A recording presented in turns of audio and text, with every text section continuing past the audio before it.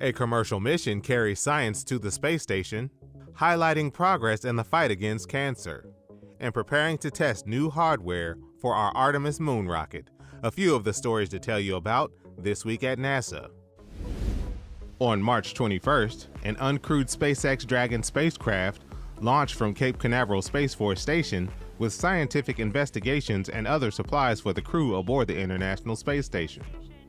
The science being delivered to the station includes a study on plant metabolism in space, new sensors to provide 3D mapping capabilities for the station's free-flying Astrobee robots, and a study that could benefit solar cell technology.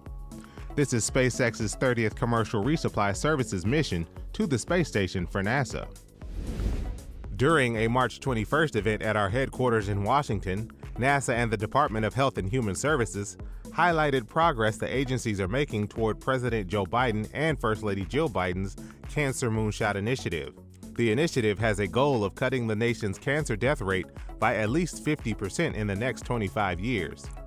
NASA is conducting scientific research on the International Space Station and working with other federal agencies to help end cancer as we know it.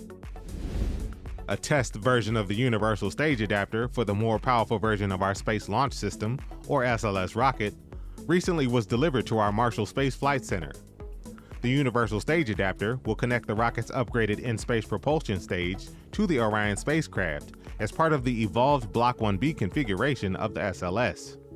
The Block 1B, which will debut on Artemis 4, will increase the rocket's payload capability and enable it to send more than 84,000 pounds to the moon in a single launch.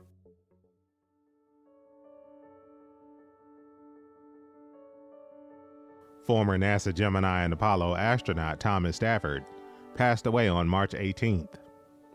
Stafford was critical to the earliest successes of our nation's space program and was instrumental in developing space as a model for international cooperation.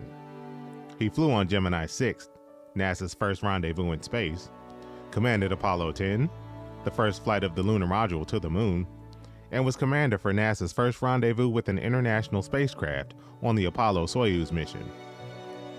Thomas Stafford was 93 years old. That's what's up this week at NASA. For more about what else we're up to, check out nasa.gov.